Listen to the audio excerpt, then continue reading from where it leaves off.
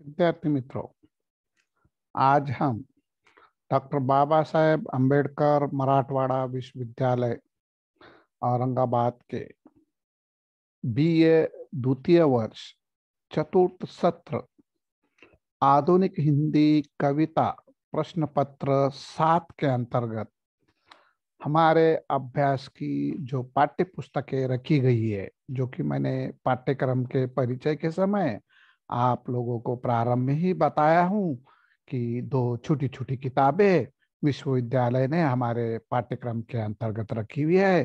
पहली किताब है चुनी हुई लंबी कविताएं। इसके अंतर्गत लगभग 6 कविताएं जो है तो रखी हुई है। चुनी हुई लंबी कविताएं, जाहिर है किताब का जो शीर्षक ही है लंबी कविताएं, इस कारण इसमें 6 की 6 कविताएं कैसी है, लंबी है, जिसको मैंने आप लोगों के सम्मुख इससे पूर्व ही रखा। अब जो है तो दूसरी जो किताब है हमारी अभ्यास की, भूमिजा खंड काव्य, नागार्जुन द्वारा रचित है। और इस भूमिजा खंड काव्य को मैं आप लोगों के सम्मुख रखने के पूर्व इसके जो रचयिता है नागार्जुन जी, इनका स्थूल परिचय सर्वप्रथम आप लोगों के सम्मुख रख रहा हूं। नागार्जुन जी के परिचय के पश्चात हम भूमिजा इस खंड काव्य को आप लोगों के सम्मुख क्या है रखने वाले हैं। भूमिजा खंड काव्य के शीर्षक की सार्थकता, भूमिजा खंड काव्य के जो है तो कथानक को, या भूमिजा खंड काव्य के कथासार को, भूमिजा खंड काव्य के आशय को, या हमें दिखाई देता है कि भूमिजा खंड काव्य के अंतर्गत समाहित जो 3 भाग है वो कौन से भाग है, इसे भी मैं जो है तो आप लोगों के सम्मुख रखने का प्रयास करने वाला हूँ। इतना ही नहीं तो भूमिजा एक पौराणिक खंड काव्य होते हुए भी आधुनिकता से किस तरह उसका सरोकार आया हुआ है, इस पर भी जो है तो क्या है आप लोगों के सम्मुख चर्चा करने वाला हूँ। भूमिजा की संवेदना को भी मैं आप लोगों के सम्मुख क्या है विश्लेषित करने वाला हूँ। भूमिजा के आधार पर उसका विश्लेषण करते हुए रामायण के राजधर्म को लोक धर्म में परिवर्तन करने का किस प्रकार से नागार्जुन ने सफल प्रयास किया हुआ है, इसके और भी मैं जो है तो आपका क्या है प्रकाश डालने का प्रयास करने वाला हूँ। भूमिजा में श्री संवेदना के स्वर को भी जो है तो नागार्जुन ने स्थान दिया हुआ है, चाहे वो सीता हो या हमें दिखाई देता है कि अहिल्या हो। ये दोनों जो है तो स्त्री पात्रों की संवेदना को भी क्या है, या नारी वेदना को भी इसमें स्थान दिया हुआ है, उसे भी मैं आप लोगों के सम्मुख रखने का क्या है प्रयास कर रहा हूं। तो मित्रों देख लीजिए, भूमिजा खंड काव्य के सार के पूर्व हम इसकी कथा वस्तु बतलाने के प्रथम आप लोगों के सम्मुख नागार्जुन जी का स्थूल परिचय सर्वप्रथम रख रहे हैं। जाहिर है जिसकी रचना है उस रचनाकार को हमें जो है तो क्या है देखना जरूरी है। उसे देखते हैं तो उसकी रचना में है ना उसके कार्य को हमने जो है तो न्याय दिया, ऐसा हमें क्या है महसूस होगा। और भूमिजा इस खंड काव्य के रचयिता नागार्जुन जी के जो है तो स्थूल परिचय के पश्चात इस खंड काव्य को प्रारंभ करने का हम क्या है प्रयास करने वाले हैं।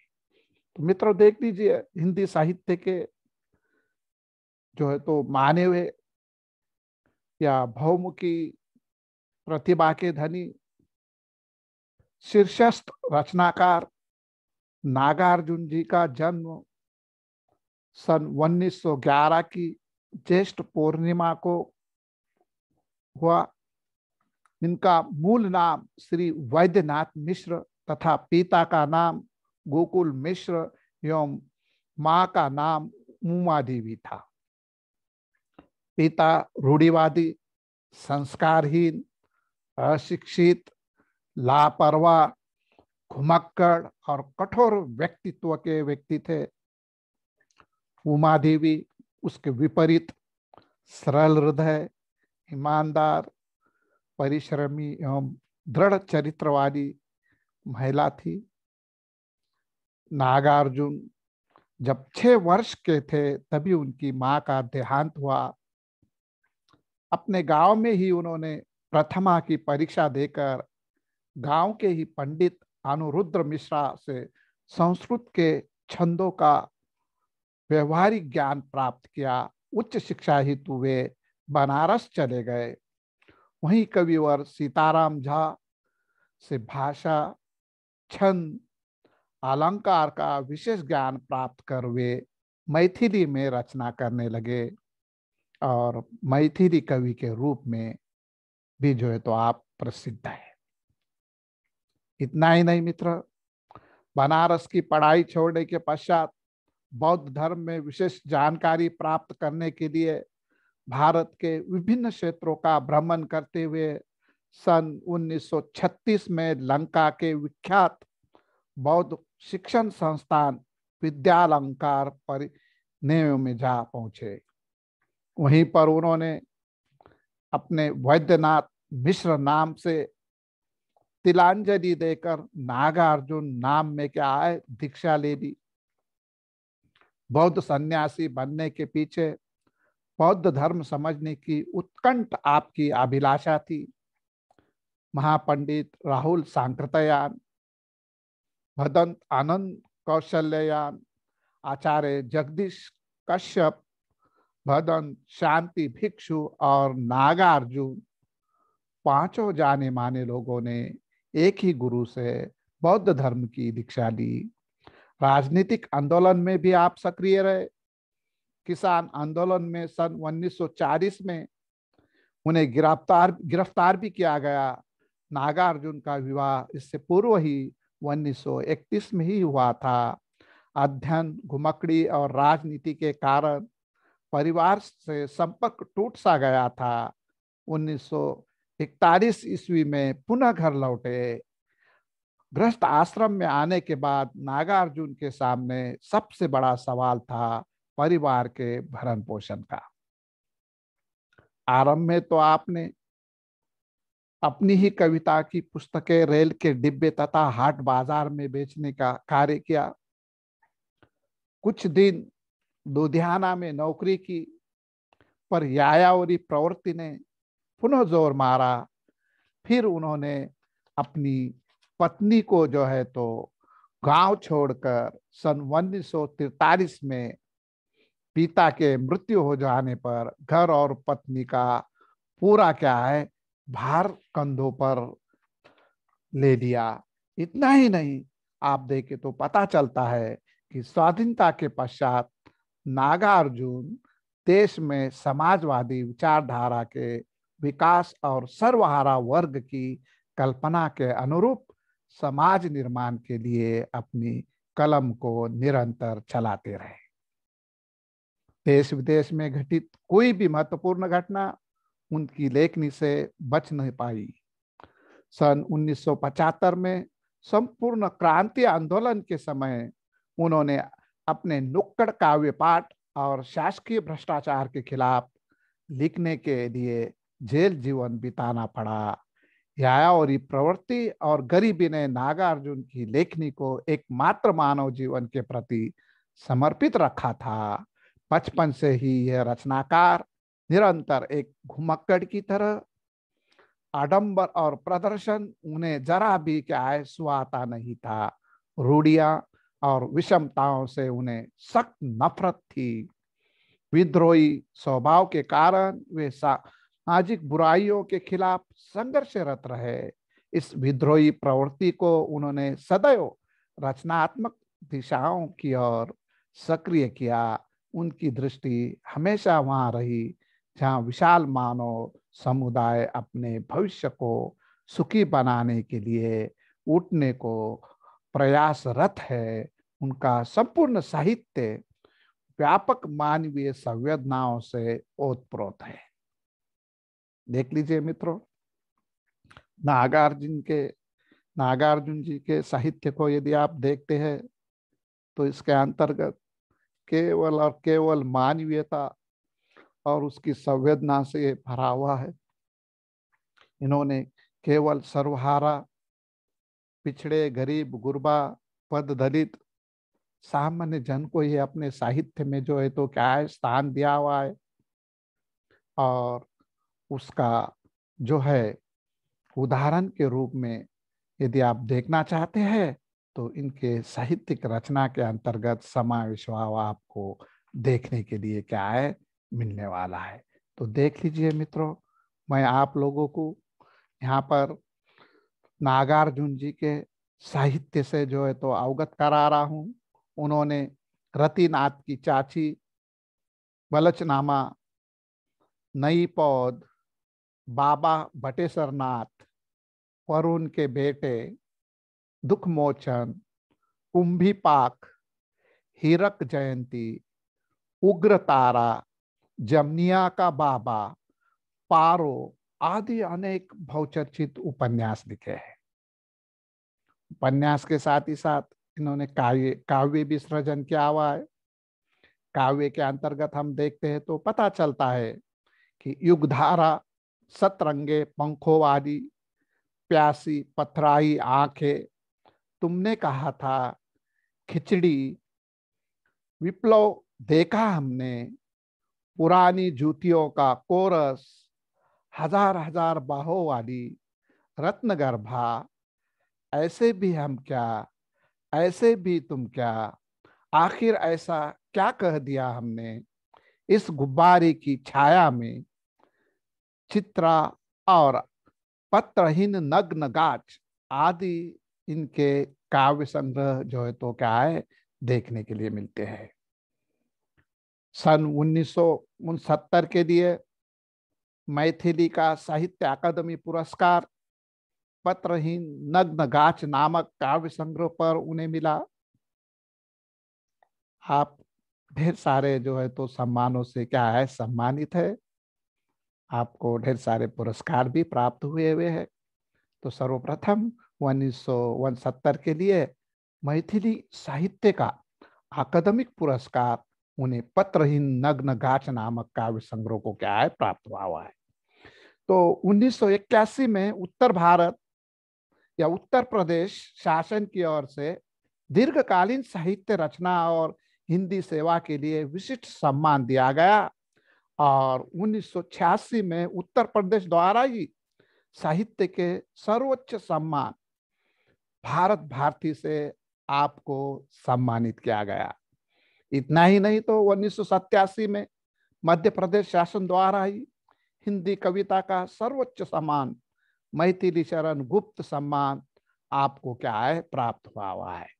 तो मित्रों देख लीजिए, हमने यहाँ पर नागार्जुन जी का स्थूल परिचय आप लोगों के सम्मुख रखा।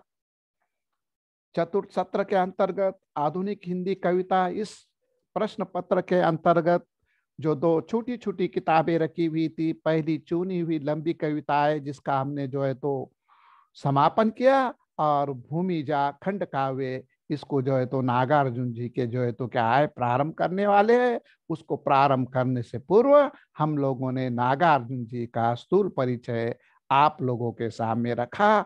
अब हम भूमिजा खंड काव्य की ओर क्या है बढ़ने वाले। तो मित्रों देख लीजिए, मैं भूमिजा खंड काव्य का प्रारंभ करने से पूर्व भूमिजा खंड काव्य के जो है तो केंद्रीय भाव को या इस खंड काव्य के अंतर्गत जो प्रमुख तीन भाग है वो तीन भागों का केवल जिक्र करते हुए भूमिजा इस शीर्षक की सार्थकता को आप लोगों के सम्मुख रखकर इस जो है तो तासिका का समापन करने वाला हूं। क्योंकि भूमिजा खंड काव्य है, वो भी तीन भागों में है, और एक घंटे में या एक तासिका में उसके साथ न्याय होना असंभव है।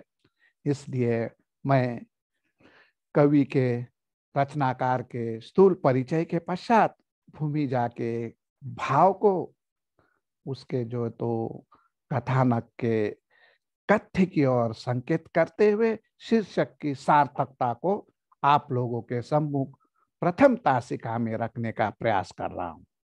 देख लीजिए मित्रों, भूमिजा नागार्जुन का राम के जीवन के कुछ चुनिंदा प्रसंगों पर लिखा गया एक खंड काव्य है। राम के जीवन पर या उससे संबंधित प्रसंगों पर लिखा गया ये क्या है? खंड काव्य है। खंड है ने, ये प्रबंध नहीं है, खंड काव्य, ये महाकाव्य नहीं है, ये खंड काव्य है। जैसे हम देखते हैं रामायण महाभारत, ये खंड महाकाव्य है। तो यहाँ पर भूमिजा, जयद्रथ वध समझने के लिए ये क्या है? खंड काव्य। खंड है ने टुकड़ा, खंड है ने भाग, खंड है ने एक हिस्सा, है ना। अब जैसे कि हम देखते हैं, अब हमारा पवित्र ग्रंथ कुरान शरीफ है। कुरान के अंदर कितने पारे? 30 है ना। अब 30 उसके भाग है। वैसे ही जो है तो जो महाकाव्य से भी बड़ी ये जो है तो किताब है, ये जो है तो कुदरती किताब है। इसकी तुलना अन्य किताबों से हम नहीं कर सकते। ये आसमानी किताब है। तो देख लीजिए, उसमें जैसे 30 पारे हैं और एक दो, या इसको हम अलग अलग देखते तो ये क्या हुआ, एक उसके टुकड़ा है, एक टुकड़ा, दो टुकड़े, तीन टुकड़े, ऐसे 30 टुकड़ों को मिलाकर 30 पारों का एक कुरान हुआ है। वैसे जो है तो महाभारत रामायण ये जो है तो इसके क्या है? खंड है, अलग अलग अलग, है ना। और वो सबको मिलाकर एक क्या है? महाकाव्य हुआ है। तो मैं समझने के लिए यहाँ पर आपको बतला रहा था। भूमिजा जो है तो नागार्जुन का राम के जीवन के कुछ चुनिंदा प्रसंगों पर लिखा गया हुआ क्या है? एक खंड काव्य, एक टुकड़ा है, एक भाग है, एक हिस्सा है। यह राजा राम, राजा की मर्यादा में बंधे हुए प्रौढ़ एवं तथाकथित पुरुषोत्तम राम नहीं है। भूमिजा के राम पूरी राम कथा के राम से जनता के अधिक करीब है और शाश्वत तथा सनातन है। लोक धर्म की इसी कसौटी पर कसने के लिए कवि नागार्जुन ने चतुर जोहरी की भांति राम कथा के विविध स्वर्णिम प्रसंगों में से केवल 3 प्रसंगों को ही चुना है। एक विश्वामित्रा के साथ वनगमन, दूसरा अहिल्या का उद्धार तथा तीसरा सीता का लोगों के कहने पर त्याग। केवल इतने 3 भाग इसके अंतर्गत रखे हुए हैं। जैसे कि हमने इससे पूर्व चुनी हुई लंबी कविताएं, ये जो पाठ्य पुस्तक देखी थी, उसके अंतर्गत चाहे वो आंसू हो, सरोज स्मृति हो, या भाषा की रात हो, या एक शब्द तिनका हो, या बैरागी आया गांव हो, या अमरकूली हो, इनके भी अंतर्गत जो है तो ऐसे ही क्या है? 3-3, 4-4, 5-5 भाग थे। उसी धर्रे पर भूमि जाए खंड काव्य छोटा काव्य है और इसके अंतर्गत भी क्या है? केवल मात्र 3 भाग रखे हुए। तो मुझे लगता है कि कम से कम 3 घंटे तो इस पे क्या है, या 3 तासिका लगने ही वाले। तो आज के तासिका के अंतर्गत मित्रों, मैंने आप लोगों के सम्मुख भूमिजा के जो रचनाकार है नागार्जुन जी, उनका परिचय रखा। परिचय के साथ ही साथ मैंने आप लोगों को भूमिजा के अंतर्गत समाहित जो 3 भाग है वो कौन से है, उसके और भी क्या है इशारा किया, उससे भी आपको अवगत कराया। और नागार्जुन ने किस प्रकार से चतुर जोहरी की भांति राम कथा के विविध स्वर्णिम प्रसंगों में से 3 प्रसंगों को चुना हुआ है और वही इसमें समाहित है। और वही क्या है? भूमिजा खंड काव्य है। और वो क्या है? फिर से एक बार मैं आप लोगों के सम्मुख रख रहा हूं। पहला भाग है कि विश्वामित्रा के साथ वनगमन, दूसरा भाग है अहिल्या का उद्धार तथा तीसरा भाग है सीता का लोगों के कहने पर त्याग। भूमिजा इस खंड काव्य के अंतर्गत इतनी बातों का क्या है? समावेश हुआ है। इसे हम विस्तृत रूप में जो है तो आप लोगों के सम्मुख आने वाले दूसरे तासिका में रखेंगे। उससे पूर्व मैं आप लोगों के सम्मुख भूमिजा खंड काव्य के शीर्षक से जो है तो क्या है आपको अवगत करा रहा हूं। यहाँ पर भूमिजा खंड काव्य के शीर्षक की सार्थकता को क्या है आप लोगों के सम्मुख रखने का मैं प्रयास कर रहा हूं। देख लीजिए, आपको पता होना चाहिए भूमिजा है ने क्या, भूमिजा खंड काव्य किसका है, नागार्जुन ने इसका शीर्षक भूमिजा ही क्यों दिया। भूमिजा में मैंने आपको बतलाया कि केवल मात्र 3 बातों का उसमें समावेश किया हुआ है लेखक ने, कवि ने। वो भी एक विश्वामित्रा के साथ वनगमन, दूसरा अहिल्या का उद्धार, और तीसरा सीता को लोगों के कहने पर त्याग देना, है ना। इतनी ही तीन बातें आई भी है। और सीता को त्यागना, सीता स्वयं क्या है, भूमिजा है, सीता स्वयं जानकी है। और इस कारण इसके शीर्षक की सार्थकता से आपको अवगत कराकर हम जो है तो यहाँ पर रुकने का क्या है, प्रयास करने वाले हैं। तो मित्र देख लीजिए, भूमिजा की मुख्य नायिका जो है तो कौन है, सीता है। भूमिजा की मुख्य नायिका सीता है। भूमिजा शीर्षक का सीधे संबंध सीता की जन्म कहानी से जुड़ा हुआ है। इतना ही नहीं, सीता का एक अन्य नाम भी है, जानकी। राजा जनक की पुत्री होने के कारण सीता को जानकी भी कहा जाता है। वास्तव में सीता जनक की पुत्री न होकर हल जोतते समय उन्हें एक घड़ा मिला, उस घड़े में एक दिव्य बालिका थी, यही बालिका सीता है। सीता का जन्म किसी मानवीय योनि से नहीं बल्कि सीधे जमीन से हुआ था। राजा जनक निसंतान थे, उन्हें यह पुत्री मिलने के कारण वो अति आनंद हुए। वो जनक नंदिनी के रूप में ही पली बड़ी। सीता पहले से ही अति सुंदर तथा दिव्य गुणों वाली थी। बचपन में ही उसने शिव जी के भारी भक्कम धनुष को उठा लिया था। और आप लोगों को पता है, सीता स्वयंवर के समय में राजा जनक ने जो भी ये धनुष उठाएगा उसके गले में जो है तो क्या है, जान की सीता वरमाला डालेंगी। और ये शर्त रख कर जो है तो स्वयं वगैरह रचाया था। सारी घटना रामायण के अंतर्गत आई हुई है, आप इससे भली भांति अवगत है। इस पर मैं ज्यादा चर्चा न करते हुए केवल भूमिजा इस शीर्षक की सार्थकता के लिए सीता इस प्रकार से उसके लिए महत्वपूर्ण इन बातों को यहाँ पर रखते हुए आगे बढ़ रहा हूँ। इसलिए राजा जनक ने भी संकल्प किया, इस पुत्री का स्वयंवर रखा, और उसमें जो कोई भी इस धनुष को उठाकर उस पर प्रत्यंचा चढ़ाएगा उसके साथ ही सीता का विवाह किया जाएगा। वास्तव में ये कार्य बड़ा कठिन था। स्वयंवर में कईयों ने अपनी ताकत आजमाई पर सफल न हो सके। राम ने धनुष उठाया और उस पर डोर भी चढ़ाई, तभी राम के साथ सीता का विवाह क्या है, संपन्न हो गया। वनवास के दिनों में लंकापति रावण सीता का हरण कर लेता है। राम रावण युद्ध में राम की जीत हो जाती है।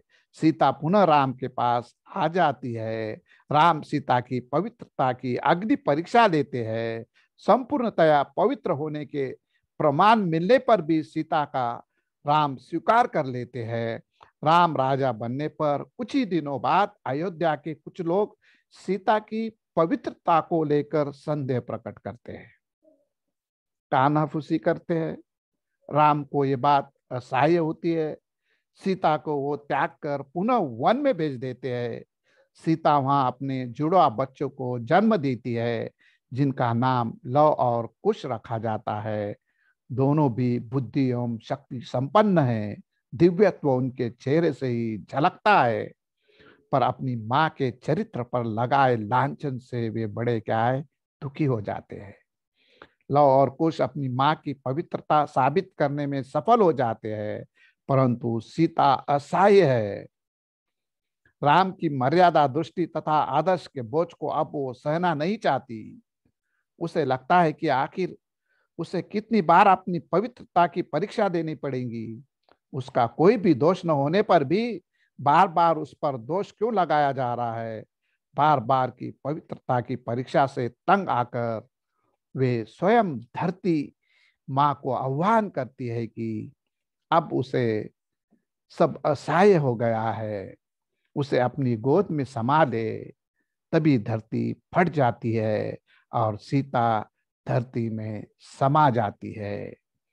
पहले उमड़ी थी फेनिल जल राशि, पटमैली आभा में चारों ओर, हुई विदीर्ण धरा के कोमल वक्ष, कई क्षणों तक गूंज गया आकाश, आसान सहित हुई वो अंतरलीन, भूमि गर्भ में समा गई स्वयं। यह तो था उसका इच्छा अवसान, फटी दरारे जुड़ी आप से आप। यानी जिसका जन्म भूमि से हुआ था वो फिर भूमि में ही क्या है, समा गई। भूमिजा शब्द भूमि अधिक अज से बना है। भूमि अर्थात धरती है, और अज यानी जन्मना है, अर्थात जिसका जन्म भूमि से हुआ है वही भूमिजा है। सीता इस खंड काव्य की ऐसी देवी है जो भूमि के कोख से उत्पन्न होती है, भूमि की गोद में ही विकसित हो जाती है और अंत में भूमि में ही समाहित हो जाती है। इसलिए प्रस्तुत खंड काव्य को जो शीर्षक दिया गया है भूमिजा, वो सर्वथा सार्थक है। सीता का चरित्र एवं जीवन ही इस कविता का मूल संवेदना होने के कारण भूमिजा की नायिका सीता ही है। और इसी जो है तो शीर्षक से यहाँ पर हमें दिखाई देता है नागार्जुन जी ने इस खंड काव्य को, इस रचना को जो है तो क्या है नाम दिया। और भूमिजा ये खंड काव्य हमारा आज जो है तो आप लोगों के सम्मुख क्या है प्रारंभ हुआ है। मैंने आप लोगों के सम्मुख भूमिजा खंड काव्य के रचनाकार नागार्जुन जी का स्थूल परिचय रखा। भूमिजा खंड काव्य के अंतर्गत के 3 भाग कौन से उसकी ओर संकेत किया।